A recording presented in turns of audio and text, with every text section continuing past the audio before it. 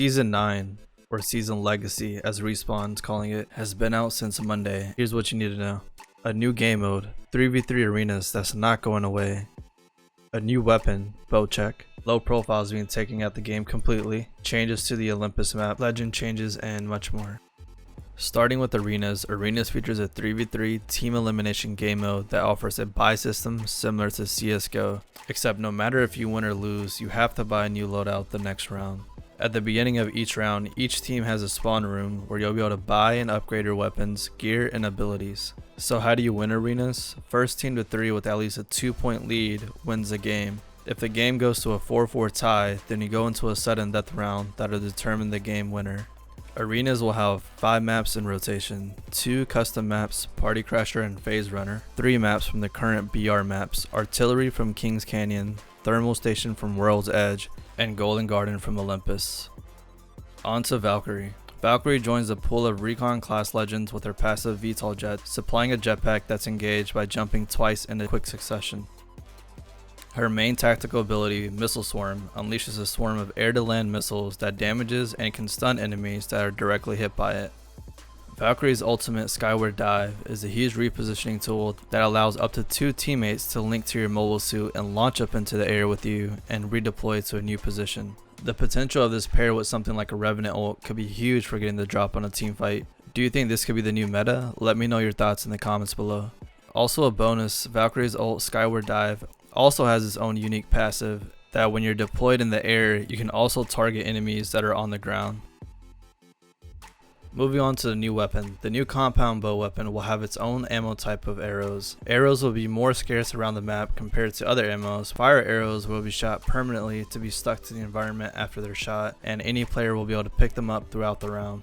Alongside the bow, 2 new hop-ups are being attached, Shatter Caps and Deadeye's Tempo. Shatter Caps will allow you to toggle from the standard firing mode to a blast pattern and currently works with the 30-30 and the bow check. Deadeye's Tempo works with the Sentinel and the bow check and allows you to have an increased rate of fire if you continuously fire the weapon at optimal fire range. Low profile has been taken out the game completely, which means that the smaller hitbox characters will now take a regular amount of damage. Respawn stated that those legends are currently Wraith, Lifeline, and Watson, and they'll look to balance those changes through the legends kits instead. The Olympus map has some changes to it, with some mysterious ship that docked into the city and caused changes to the landscape for good and added some new points of interest. Another change that was made was players will now start with the level 1 Evo shield, helmet, and knockdown shield, plus 2 shield cells and syringes. This change will effectively remove level 1 helmets and knockdown shields from the spawnable loot and decrease the chances of level 1 Evo shields from spawning.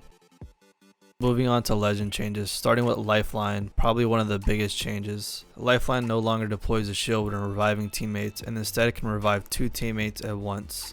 The rate over heal drone was also increased from 5 HP to 8 HP a second, and the deployment decreased by 33%. Lifeline's care package now also guarantees an upgrade if possible, meaning unless your team is max tier on any of their gear, then Lifeline's care package will spawn an upgraded piece of gear for you or your teammates. All in all, I think this puts Lifeline at a pretty balanced state, and the changes made make up for the lack of her shield. Horizon players probably have the worst upset this patch. Gravity Lift had its lift speed reduced by 30%, strafe acceleration reduced, the time you can sit at the top of the gravity lift was reduced to 2 seconds, and the cooldown was increased from 15 to 20 seconds. On top of using her abilities near a Watson pylon will now destroy it. These changes to Horizon will probably significantly reduce the amount that she's played, at least in competitive, but I don't think we'll actually know how much the changes have affected her until we see more players playing Horizon throughout the patch. Next up we have Octane, whose cooldown for his stim was reduced from 4 seconds to 1 second, and the health cost was increased from 12 HP to 20 HP. His bullet spread was also increased while in the air or shooting from the low launch pad trajectory. This definitely adds a nerf to his kit, but I don't think that'll stop people from playing Octane. I think more so it'll just add more of a risk factor of playing him and knowing when to use that stim and how often. Moving on to Loba, her ult did get a pretty big increase on the cooldown from 90 seconds to 120 seconds.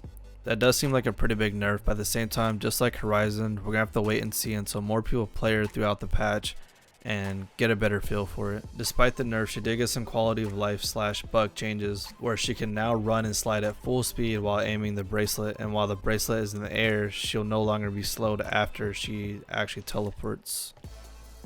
And onto Fuse, his knuckle cluster now has 2 stacks instead of 1, and his cooldown got reduced from 25 to 20 seconds.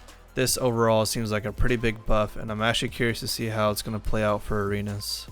Small change to Bloodhound. Bloodhound no longer receives assists from Eye of the Allfather. This change, according to Respawn, was primarily made for the rank system, as Respawn didn't seem to think it was fair that Bloodhound could receive assists for using a non-damaging ability. Crypto's drone can now scan and open care packages, but can no longer use the drone to hijack a respawn beacon that's already in use. And last but not least, Bangalore smoke did get thickened, and this just seems like more of a bug / quality fix as well. And for the last few extra updates, the Peacekeeper is now back as ground loot, and the triple take was swapped in as the most common care package drop. Additionally, for the care package, the Kraber will spawn less often in the early game, and the Prowler will be the most prominent late game weapon. We now also have a marksman class for weapons, which includes the G7, 30-30 repeater, triple take, and the bow check. What this basically means is these weapons will now have a faster movement speed when ADSing and a better hipfire accuracy. Alright, that about wraps it up for this video, and I'll probably be dropping a short later this week for everything including the new battle pass and the new emotes. But besides that, thank you guys for watching and hope you found this video useful, and if you did, please like, comment, and subscribe, and I'll see you on the next one.